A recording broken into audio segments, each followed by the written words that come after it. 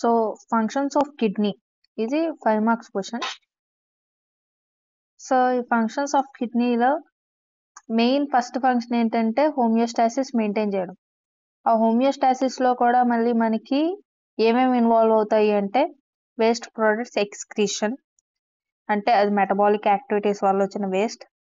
అవి ఏమేమి ఉంటాయంటే urea, uric acid, creatinine and బైలోరూబిన్.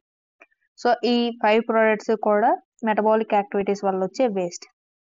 And ఇంకా హోమియోస్టాసిస్లో సెకండ్ స్టెప్ ఏంటంటే second function maintenance of water balance. So water balance ఎప్పుడైతే ఎక్సెస్ ఆఫ్ వాటర్ అనేది బాడీ నుంచి ఎక్స్క్రీట్ అవుతున్నప్పుడు మనకి ఆ వాటర్ బ్యాలెన్స్ ఎలా మెయింటైన్ చేయాలి అనే ప్రాసెస్ అంతా కూడా కిడ్నీయే చూసుకుంటుంది. Next electrolyte balance. సో ఎప్పుడైతే మనకి వాటర్ అనేది ఎక్కువగా ఎక్స్క్రీట్ అవుతుందో, ఎక్సెస్గా రిమూవ్ అయిపోతుందో ఆ వేస్ట్, అప్పుడు ఏంటంటే మనకి ఆ వాటర్ అనేది మళ్ళీ రిటైన్ అవ్వాలి అంటే సోడియం రిటైన్ చేయాలి. సో సోడియం అనేది ఎలా రిటైన్ అవుతుంది, సో ఈ ప్రాసెస్ అంతా కూడా తర్వాత తెలుస్తుంది. So sodium is the friend of water.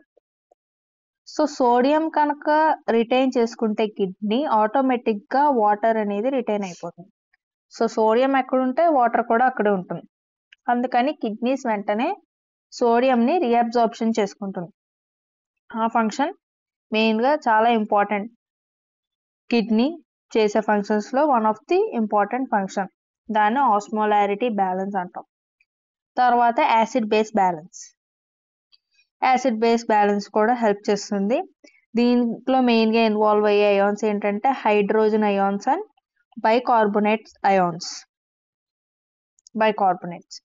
So ఈ రెండు కూడా మనకి యాసిడ్ బేస్ బ్యాలెన్స్లో ఇన్వాల్వ్ అవుతాయి. ఇది కూడా మనకి నెక్స్ట్ వీడియోలో తెలుస్తుంది.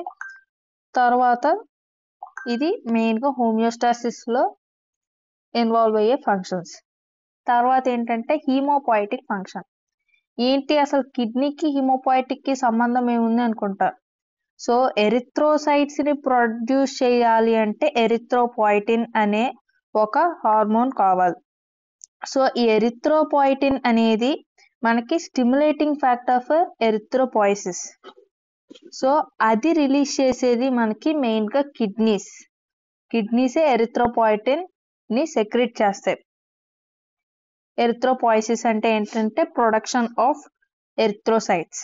అండ్ తర్వాత థ్రాంబోపాయిటిన్ అంటే ఏంటంటే ఇది థ్రాంబోసైట్స్ అంటే ప్లేట్లెట్స్ ని స్టిమ్యులేట్ చేసే ఫ్యాక్టర్. థ్రాంబోపాయిటిన్. ఈ రెండు ఫంక్షన్స్ కూడా కిడ్నీ ఇన్వాల్వ్ అవుతుంది. Next endocrine function. ఇందాక డిస్కస్ చేసినట్టే మనకి ఎరిథ్రోపాయిటిన్, థ్రాంబోపాయిటిన్, రెనిన్ గురించి నెక్స్ట్ దాంట్లో తెలుస్తుంది. తర్వాత 1,25 డైహైడ్రాక్సీ క్యాల్సిట్రాల్ అంటాం. అది కూడా నెక్స్ట్ ప్రోస్టాగ్లాండిన్స్. ఈ 5 హార్మోన్స్ ని సెక్రెట్ చేసే ఫంక్షన్ కిడ్నీది. తర్వాత బ్లడ్ ప్రెషర్ రెగ్యులేషన్. అంటే దీంట్లో ఆర్టీరియల్ బ్లడ్ ప్రెషర్. ఇది మనకి మెయిన్గా రెనిన్ యాంజియోటెన్సిన్ మెకానిజం ద్వారా తెలుస్తుంది. ఇది కూడా నెక్స్ట్ వీడియోస్లో చూస్తాం. తర్వాత blood calcium level regulation. So ఇందాక మనం ఒక హార్మోన్ గురించి చూసాం, 1,25 డైహైడ్రాక్సీ క్యాల్సిఫెరాల్. ఇందాక మనం చూసాం కిడ్నీస్ సెక్రెట్ చేస్తాయని. సో ఇదే మనకి విటమిన్ డి కింద మారుతుంది. జనరల్గా మనకి ఏంటంటే విటమిన్ డి ఎందుకు ఇంపార్టెంట్ అంటే కాల్షియం అబ్జార్ప్షన్కి కిడ్నీస్లో. సో కిడ్నీస్ నుంచి కాల్షియం అబ్జార్బ్ అవ్వాలంటే విటమిన్ డి అనేది కావాలి.